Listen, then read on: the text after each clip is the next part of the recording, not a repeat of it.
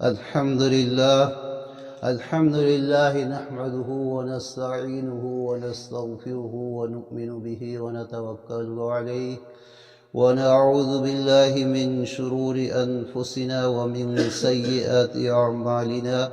من يهده الله فلا مضل له ومن يضلله فلا هادي له، ونشهد أن لا إله إلا الله وحده لا شريك له، ونشهد أن سيدنا ومولانا محمدا عبده ورسوله صلى الله تعالى عليه وعلى آله وصحبه أجمعين. أما بعد، أعوذ بالله من الشيطان الرجيم. بسم الله الرحمن الرحيم. إن الأبرار لفي نعيم وإن الفجار لفي جحيم. وقال النبي صلى الله عليه وسلم: المسلم من سلم المسلمون من لسانه ويده، كما قال علیہ الصلاۃ والسلام. امام صاحب نے نماز کے اندر پہلی رکعت میں یہ صورت پڑھی جس میں سے دو چار آیت کی طرف ذہن منتقل ہوا. وہی آدھا گھنٹہ کھا جائے گا، بس آدھے گھنٹے کے بعد اسی کے متعلق کچھ عرض کرنا ہے. یہ آیتیں جو آپ لوگوں کو سنائی گئی ہیں اور ایک حدیث پاک، اس میں اخلاقیات کے بارے بڑی اہم بات ارشاد فرمائی گئی ہے، جس سے آج ہماری مسلمان قوم بڑی جو ہے پیچھے ہے. بڑے جو ہے ہمارے اخلاق گندے ہیں. اللہ تعالیٰ نے ارشاد فرمایا کہ دیکھو، جو ابرار لوگ ہیں، نیک لوگ ہیں، اللہ کے فرما برداری کرنے والے ہیں، ان کا ٹھکانہ نعیم یعنی جنت. ایک دوسری بات بتائی کہ جو فجار ہیں، فاسق لوگ ہیں، اللہ کے نافرمان ہیں، اللہ کی مخلوق کے ساتھ اچھا برتاؤ نہیں کرتے، ان کا ٹھکانہ جہنم. تو اس آیت کی جو پہلے پڑھی گئی، ان الابرار لفی نعیم، تفسیروں میں ملتا ہے کہ ابرار کون لوگ ہیں. بس وہی بات تھوڑی سی سمجھانی ہے آپ لوگوں کو. اگر سمجھ میں آ جائے تو سمجھو انشاءاللہ ہماری مجلس کامیاب ہو جائے گی. ابرار تفسیروں میں ملتا ہے کہ وہ آدمی ہیں کہ جو چیونٹیوں کو بھی تکلیف نہ پہنچائے. چیونٹی جانتے ہیں وہ؟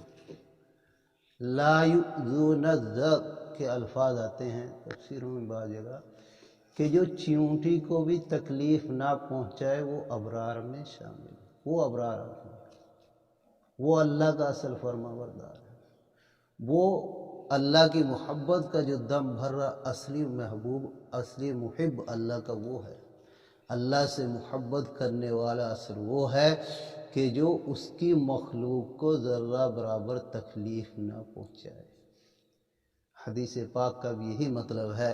اللہ کے نبی صلی اللہ علیہ وسلم نے ارشاد فرمایا: المسلم من سلم المسلمون من لسانی و یدی، کہ اصل پکے والا کامل مسلمان وہ ہے کہ جس کے ہاتھ سے یعنی جس کے عمل سے اور جو ہے جس کے زبان سے اور اس کے کردار سے کسی کو کوئی تکلیف نہ پہنچے.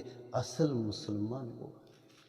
یہاں حدیث پاک میں بتایا گیا مسلمانوں کو، لیکن سارے ہی مراد ہیں، مسلم بھی ہو غیر مسلم، سب اللہ کی ہی مخلوق ہے. بھائی اس کی مثال ہمارے بزرگوں نے دی ہے کہ ایک آدمی آپ سے کہے میں آپ سے بڑی محبت کرتا ہوں دن رات، اور میں یہ چاہتا ہوں ہر چیز تیرے پر قربان، لیکن جہاں اس کے بیٹے ہیں یا اس کی اولاد ہے ان کے ساتھ بالکل کٹا کٹ ہے، بالکل جانی دشمنی ہے، تو وہ آدمی کیا سمجھے کہ یہ سب فراڈ ہے. ارے جس سے محبت ہوتی ہے اس کی ہر چیز سے محبت ہوتی ہے نا. تو ہم اللہ کی محبت کا تو دم بھرے، لیکن اللہ کی مخلوق کہاں جائے گی بھائی؟ کہ اللہ کا کنبہ ہے مخلوق. تو بھائی اللہ کے خاندان کو جو ہے، اللہ کو تو کہے ہمیں آپ سے بہت محبت ہے بھائی، لیکن اللہ کی مخلوق کو تنگ کریں. حدیث پاک میں بہت سے واقعات آتے ہیں. ایک واقعہ سنا دوں تاکہ آپ کے ذہن میں آ جائے. اللہ کے نبی صحابہ کے ساتھ بیٹھے ہوئے تھے، مجلس ہو رہی تھی، باتیں چل رہی تھی. ایک بات آئی، کسی صحابی نے پوچھا، اے اللہ کے نبی، فلاں عورت ہے، بہت زیادہ عبادت کرتی ہے، نوافل، ایسے ہی روزے، ذکر و اذکار، بہت کچھ کرتی ہے، لیکن اس کے اخلاق بڑے گندے ہیں، پڑوس والے سب اس سے پریشان ہیں. کیا ہیں؟ پڑوس والے سب اس سے پریشان ہیں. تو اللہ کے نبی نے کیا فیصلہ سنایا کہ وہ جہنمی ہے. کیا بتایا؟ وہ جہنم میں جائے گی. پھر عرض کیا کہ اللہ کے نبی، ایک عورت ہے، وہ زیادہ عبادت نہیں کرتی، فرائض واجبات یعنی جو ضروری چیزیں ہیں وہ کرتی ہے، بس رمضان کے روزے، فرائض چیزیں جو بھی ہیں وہ کرتی ہے، لیکن پڑوس والے ارد گرد کے سب لوگ اس سے خوش ہیں. تو کیا فیصلہ سنایا اللہ کے محبوب نبی پاک صلی اللہ علیہ وسلم؟ اس کے لیے فرمایا کہ وہ جنت میں جائے گی. اس میں کیا فرمایا؟ کہ جنت میں جائے گی. ایک دوسری ایک بات جو ہے بڑے درد سے کہتا ہوں میں، آج ہمیں احساس ہی نہیں ہے، فکر ہی نہیں ہے، اپنے اعمال سے، اپنے اخلاق سے، اپنے جو ہے روزمرہ کے جو ہے معاملات سے، اپنی زبان سے، اپنے وعدے سے، اور کتنی جو ہے ہم مخلوق کو تکلیف پہنچا رہے. مخلوق کیا، اپنے سکوں کو، اپنے گھر والوں کو، اپنے بیوی بچوں کو، اپنے ماں باپ کو، اپنے رشتہ داروں کو، اپنے پڑوس والوں کو کتنا تنگ کر رکھا ہے. اللہ ہماری حفاظت فرمائے. حدیث پاک میں بڑے سخت الفاظ ہیں میرے عزیزو، آپ نے سنا ہے اور ہمارا عقیدہ بھی ہے. مسلمان کا کیا ہے مرکز پوری دنیا کے ایک ہی تو ہے، خانہ کعبہ. تمام مسلمانوں کا اصل مرکز کیا ہے؟ خانہ کعبہ ہی تو. اگر کوئی ملک جو ہے یہ اعلان کر دے کہ فلاں تاریخ کو میں اس پہ بم پھینکنے والا ہوں، جس سے جو ہوتا ہے کر لے، تو پوری دنیا کا مسلمان تڑپ جائے گا نہیں؟ ارے بھائی تڑپے گا نہیں. وہ اعلان کر دے، سمجھو جیسے ہم جس کو سپر پاور مانے، جس کو امریکہ یا جی جو بھی، اسرائیل کو بھی لوگ کہتے ہیں بعض لوگ، یا بعض لوگ چین کو کہتے ہیں، بعض لوگ رشیا کو. طرح کوئی یہ اعلان کر دے کہ فلاں تاریخ کو فلاں وقت میں اس پہ بم پھینکنے والا ہوں، اس کو ختم کرنے والا ہوں، جس میں دم ہے آ جائے، جس سے جو ہوتا ہے کر لے، تو پوری دنیا کا مسلمان تڑپ جائے گا نہیں کہ ہمارا ایک ہی مرکز ہے، اس کو گرا رہے ہیں. جس سے جیسے ہوگا اس کو بچانے کی کوشش کرے گا، بھاگ دوڑ کرے گا، دعائیں کرے گا، جو وہاں پہنچے گا، جس سے جیسے بھی ہوگا خوب وہ دعائیں کرے گا یا کوششیں کرے گا کہ کیسے نہ کیسے اللہ تعالیٰ اس کے شر سے خانے کعبے کو بچا دے. لیکن حدیث پاک میں آتا ہے ایک وقت قرب قیامت میں ایسا بھی آئے گا کہ ایک بادشاہ پیدا ہوگا ناٹے قد کا، کہ خانے کعبے کو بالکل جو ہے اینٹ سے اینٹ بجا دے گا، اس کی اینٹ کر دے گا، اس کو ختم کر دے گا. اس کے پھر بعد کچھ عرصے کے بعد جو ہے قیامت قائم ہو جائے گی، اللہ کا گھر ختم کر دیا جائے گا. لیکن بہرحال اگر کوئی ابھی اعلان کر دے کہ ہم خانہ کعبے کو گرائیں گے، جس سے جو ہو سکتا ہے کر لو مسلمانوں، چیلنج کرے تو سب کوشش کریں گے، تڑپیں گے نہیں. اب سنو جو آگے سمجھانا ہے، جو ہم روز مرہ کام کرتے ہیں اور کتنے کرتے ہیں، اللہ ہماری حفاظت فرمائے. بڑے رونے کی چیز ہے، اپنے اوپر ترس کھانے کی چیز ہے. ہم اپنے اوپر ہی ترس کھا لیں. حدیث پاک میں آتا ہے اللہ کے نبی صلی اللہ علیہ وسلم نے ارشاد فرمایا، جو کسی مسلمان کے دل کو دکھاتا ہے، خانے کعبے کو گرانے سے بڑا گناہ ہے. کیا ہے بھائی؟ آپ نے سوچا ہے ارے سوچا ہے کبھی آپ نے؟ حدیث پاک میں آتا ہے کہ جو آدمی کسی مسلمان کا دل دکھاوے، کسی کو تکلیف پہنچاوے، تو اس کے بارے میں کیا ہے؟ کھانے کعبے کو گرانے سے بڑا گناہ اس کے کھاتے میں چلا جاتا ہے۔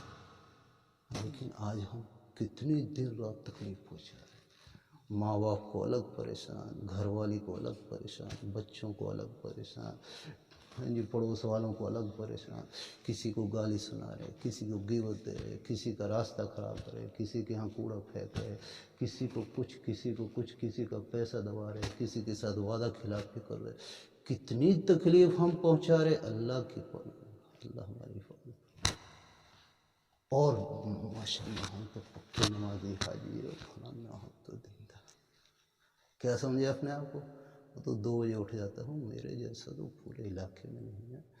2 بجے سے ہی 100 رکعت کھینچتا ہوں اور یہ کرتا ہوں، ارے پتہ نہیں اسی کی مار پڑتی ہے۔ اللہ کے نبی نے کیا فرمایا کہ جو آدمی خوب عبادت کرے، اس عورت کے بارے میں صحابہ نے پوچھا کہ ایک عورت ہے بہت زیادہ عبادت کرتی ہے لیکن پڑوسیوں کو تنگ کرتی ہے، اس کی زبان بڑی سخت ہے، گالی گلوچ کرتی ہے، لڑائی جھگڑے کرتی ہے، پڑوس والے اس سے پریشان ہیں، تو کیا فیصلہ سنایا سرکار نے کہ وہ جہنمی ہے۔ وہ کیا ہے؟ ہم ماں باپ کو کتنا تڑپاتے ہیں معلوم ہے؟ آج کل کا ماحول یہ ہے کہ بیوی آتی ہے، ساس سسر کا لڑکا ہو جاتا ہے۔ ماں باپ جس نے خون پسینے سے پالا اور سب کچھ کیا، اس کو ایسی لات مارتے ہیں کہ بس اللہ کی پناہ۔ وہ کیا کرتے ہیں کہ اس سے اچھا تو ہوتا ہی نہیں، اتنا ان کا دل توڑ دیتے ہیں۔ حالانکہ قرآن میں ہے، اللہ کی نافرمانی کے بعد بعض جگہ آتا ہے قرآن میں کہ سب سے بڑی نافرمانی جو ہے ماں باپ کو تکلیف پہنچانا ہے۔ ہم سوچتے ہیں کبھی؟ ارے سوچا ہے کبھی؟ آج ہمارا کیا حال ہے، ماں باپ کی بے عزتی، ماں باپ کو گالی دینا۔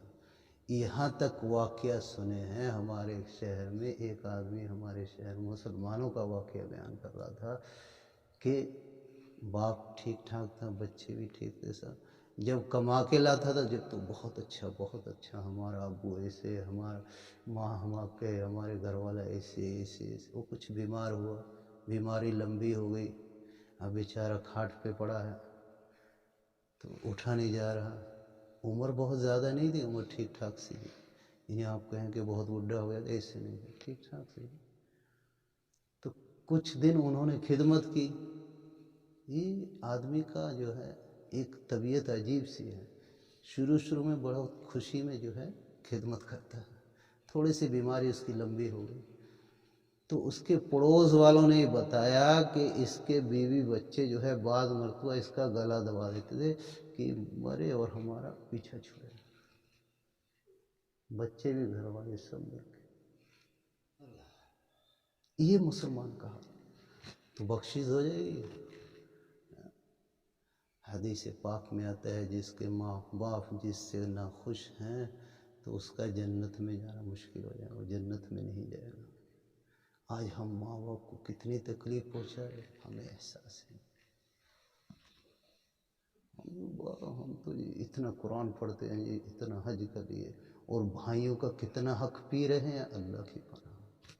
بہنوں کا کتنا حق پی رہے ہیں، ان کو کتنا جو ہے ستا رہے ہیں، پریشان کر رہے ہیں، اللہ کی پناہ۔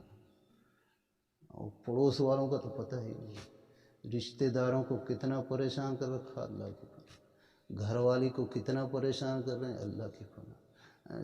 سسرال والوں کو کتنا جو ہے پریشان کریں، اللہ کی پناہ۔ تو کہاں سے برکتیں حاصل ہو جائیں گی؟ حضرت تھانوی رحمۃ اللہ علیہ نے ایک جگہ لکھا ہے، فرمایا ہے کہ دیکھو تم چلاتے ہو حالات، پریشانیاں، ارے تم اپنی اصلاح کر لو، اللہ تعالیٰ چند دن میں سارے حالات تمہارے معافی کر دے گا۔ ہم اپنے کو تو بدلنے کے لیے تیار نہیں، اور کہتے ہیں ایسے ہو جائے، مسلمانوں کی حکومت ہو جائے، یہ ہو جائے، فلاں ہو جائے، کیسے ہو جائے؟ یہ تو سب اپنے ہاتھ کی کمائی ہے۔ بھلا ان کی کیا مجال تھی وہ منہ کو آتے، یہ دشمن انہی کے ابھارے ہوئے ہیں۔ یوگی مودی جو ہے اللہ کی بٹھائے ہوئے ہیں بھائی، ہمیں درست کرنے کے لیے۔ تیسرے پارے میں آتا ہے کہ کائنات کا مالک کون ہے؟ اللہ، جس سے چاہے کرسی چھین لے، جس کو چاہے کرسی دے دے، تو وہی کس کا اختیار ہے؟ ان کو کرسی کس نے دی ہے؟ بھلا ان کی کیا طاقت تھی کہ وہ منہ کو آتے؟ یعنی ان کی کیا طاقت تھی کہ وہ بادشاہ بن جاتے؟ یہ دشمن انہیں کے ابھارے ہوئے ہیں۔ یہ دشمن جو ہمیں پریشان کر رہے ہیں، ظالم بادشاہ جو مسلط ہیں، تو حدیثوں میں فرمایا گیا ہے کہ جب تم نافرمانی پر اترو گے، اللہ کے احکام کو پامال کرو گے، اللہ کی مخلوق کے حق کو پامال کرو گے، تو تمہارے اوپر ظالم جو ہے بادشاہ مسلط کر دوں گا، جو تمہارے ظلم کریں گے، تمہارے عزت داروں کو ذلیل کریں گے۔ تو آج اس سے ہی ہو رہا ہے، اس کی کوئی پرواہ نہیں کرے۔ تو آج ہمارے جو بڑے بڑے لوگ تھے، کتنے ان لوگوں نے مروا دیے، اور کتنا ہمیں ذلیل و خوار کر رہے۔ وجہ کیا؟ اس کے باوجود ہم نماز پڑھنے کے لیے تیار نہیں ہوئے۔ آپ پرسنٹ میں دیکھیں تو 1% بھی نماز نہیں پڑھتا مسلمان۔ پیچھے جب آپ کے یہاں جو ہے ملائم سنگھ کی حکومت تھی، دنگا ہوا تھا مظفر نگر کا، تو وہاں سے ایک کارگزاری یہ پتہ چلی، ایک 70-80 سال کا بڈھا ملا، کسی سے ملاقات ہے، نماز پڑھنے آیا کہ آج پہلی مرتبہ مسجد میں آیا ہوں، مسلمان بڈھا۔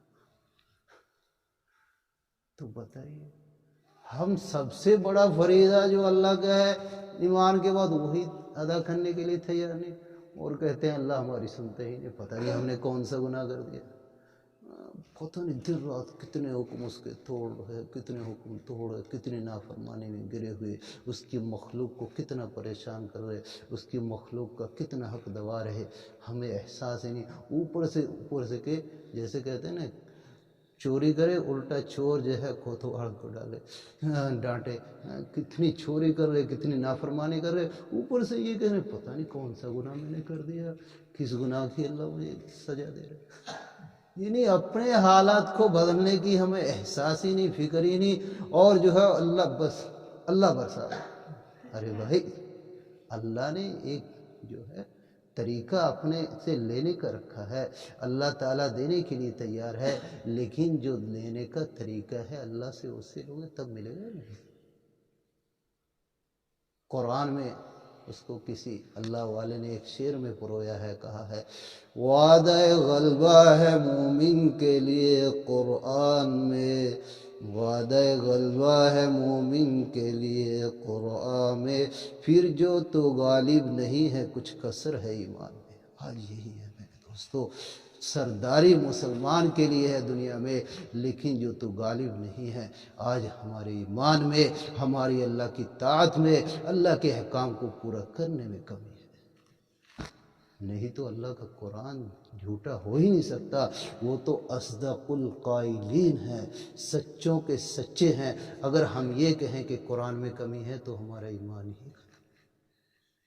یہ تو قرآن کا وعدہ ہے بھائی کہ سرداری حکومت سب تمہارے لیے ہے، لیکن شرط یہ ہے کہ تم صحیح مسلمان بن جاؤ۔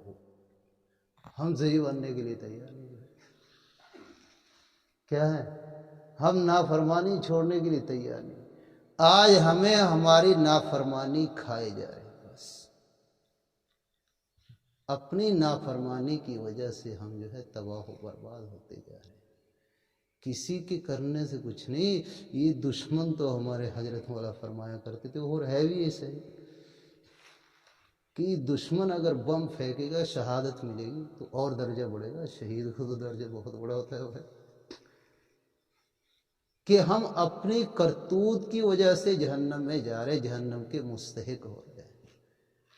قرآن میں ہے، کل قیامت کے دن جو ہے سورہ یاسین کے اندر ہے، اللہ تعالیٰ منہ کے اوپر مہر لگا دیا زبان پہ، جسم کے ہر اعضا ہر انگ بولے گا کہ اس نے میرے ذریعے یہ نافرمانی کی، یہ نافرمانی کی، اے اللہ یہ حکم توڑا، یہ حکم توڑا۔ آدمی ہکا بکا رہ جائے گا، وہ کہے گا میں نے تمہارے مزے کے لیے تو کہا، یہ سب کیا تھا اور تم ہی مجھے پھنسوا رہے۔ تو حضرت فرمایا کرتے تھے کہ دیکھو آدمی اپنے ہاتھ پیر کی کمائی ہی کی وجہ سے جہنم میں چلا جائے گا، کسی کی وجہ سے ہم جہنم میں نہیں جائیں گے، اپنی ہی ہاتھ پیر کی کمائی کی وجہ سے جہنم میں جائیں گے۔ اس لیے میرے بھائی کم سے کم ہم اپنے اوپر تو دین کو نافذ کر لیں۔ جہاں قیامت میں بہت چیزیں پوچھی جائیں گی، 5 سوال ہوں گے، ان میں ایک سوال یہ بھی ہوگا کہ تمہارا جسم تمہارے اختیار میں تھا، اس کے اوپر تو نے دین کو کیا نافذ کیا، میرے احکام کو کیا نافذ کیا، میرے نبی کے طریقے کو کیا نافذ کیا، یہ بھی تو پوچھا جائے گا۔ تو بھائی ہم اپنے اوپر تو نافذ کر سکتے ہیں، 50 آدمی بیٹھے ہیں، کم سے کم ہم ہی اپنے اوپر جو ہے دین کو نافذ کر لیں تو کم سے کم 50 دیندار ہو جائیں گے۔ لیکن احساس ہی نہیں، فکر ہی نہیں۔ اللہ تعالیٰ کرے ہمیں فکر نصیب فرما دے صحیح مسلمان بننے کی، اپنا تعلق نصیب فرمائے، ہمیں ابرار لوگوں میں داخل فرمائے، اللہ کے حق بھی ادا کرنے کی ہمیں توفیق ہو جائے، اور اللہ کی مخلوق کے اور اس میں ماں باپ کا، بہن بھائیوں کا، رشتہ داروں کا، پڑوسیوں کا، جانوروں کا، سب کے حقوق ہیں شریعت میں، سب کے حق ادا کرنے والے ہو جائیں، تب جا کے ہم کامل مسلمان بنیں گے، تب جا کے کہا جائے گا ہاں یہ ہے اللہ سے محبت کرنے والا، کہ جب اس کے خاندان سے بھی محبت کرتا ہے۔ بھائی تبھی تو آپ مانیں گے، آپ کو آپ کا دوست کہے ہم آپ سے بڑی محبت، لیکن جہاں آپ کا بچہ دیکھا اس کو 4 چانٹے لگا دیے اس پہ، تو آپ کیا کہیں گے، یہ تو دشمن ہے دوست ہے۔ لیکن اگر دوست ہوگا آپ کا تو آپ کا بچہ جہاں اس کو دیکھا نکال کے سو کر دے گا ایک دم، اور گود ملے گا، ہاں آپ کہیں گے یہ تو یہی تو اللہ چاہتے ہیں بھائی، کہ میرا بندہ میرے مخلوق کے حقوق ادا کرے، مخلوق کو راحت پہنچائے، مخلوق کے جو ہے انسانیت کہتے ہیں کہ جو دوسرے کو فائدہ ہی فائدہ پہنچائے۔ ایک مرتبہ آدمی ملا تو زندگی بھر یاد ہی کرتے رہے کہ فلاں آدمی ملا تھا یار، یہ نہیں کہ دوسری مرتبہ ملے گزر جاتا، اندر کو چلا جائے گا، نکلنے دو اس کو۔ تو سمجھ میں آ رہی بات؟ اللہ کرے یہ سمجھ میں ہماری بات آ جائے کہ ہم اپنے آپ کو صحیح کر لیں اپنی ذات سے۔ حضرت تھانوی یہ کہا کرتے تھے کہ جس نے بزرگ بننا ہے کسی اور خانقاہ میں چلا جائے، جس نے صحیح انسان بننا میرے پاس آ جائے۔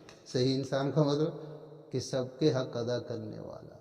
تو پیری مرید کا اصل مطلب یہی ہے، مقصد یہی ہے کہ ہم سب کے حقوق ادا کرنے والے ہو جائیں، کسی کا حق نہ دبائیں۔ ہمارے نبی بھی ایسے ہی تھے کہ اپنا حق معاف کرتے ہوئے دوسرے کو حق سے زیادہ دینے کی کوشش اور فکر رہتے ہیں۔ لیکن ہمارا حال کیا ہے؟ ہم دوسرے کا ہڑپ کرنے کے چکر میں رہتے ہیں ہر وقت۔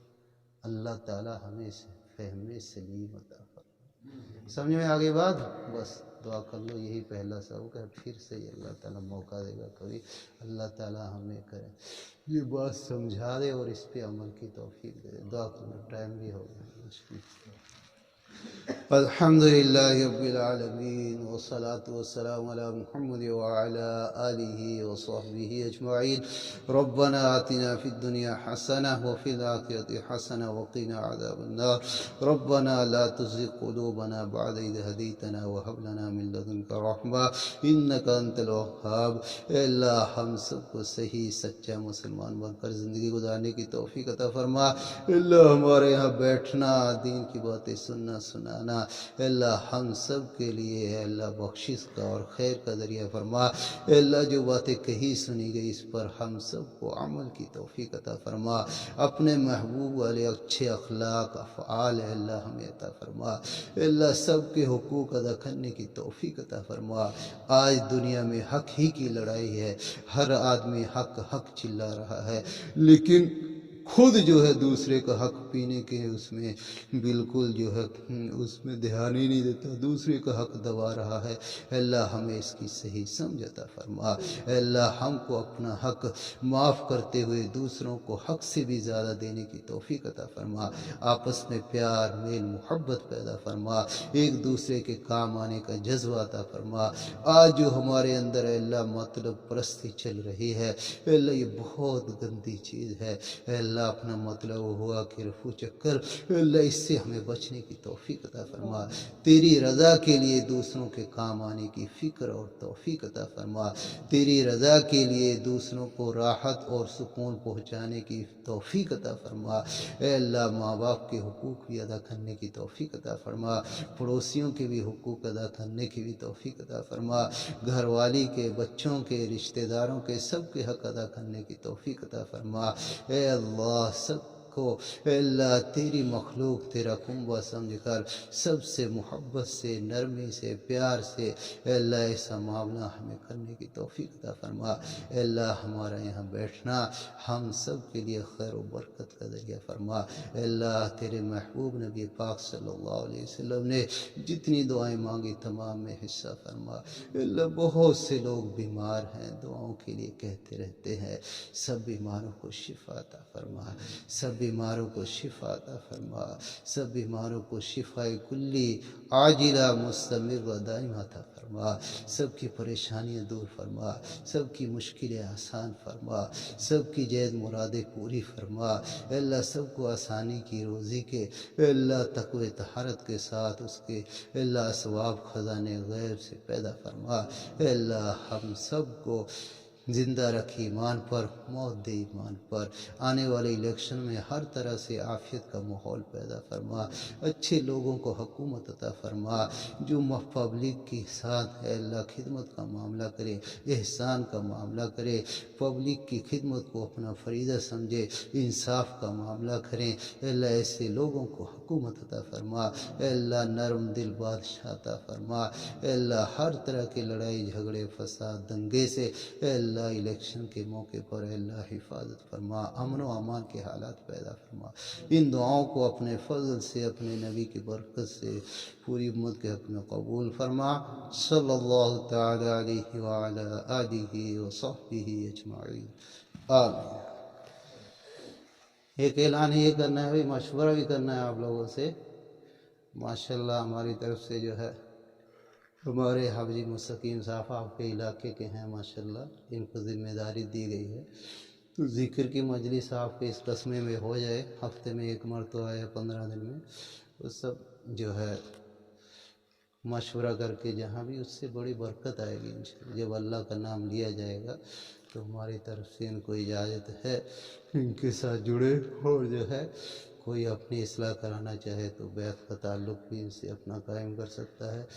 وہ سب ہم نے چاروں سلسلوں میں ان کو اجازت دی ہے، تو آپ جو ہے مل جل کے انشاءاللہ اس میں بڑی برکت ہوگی، ذکر سے بڑی خیر آتی ہے۔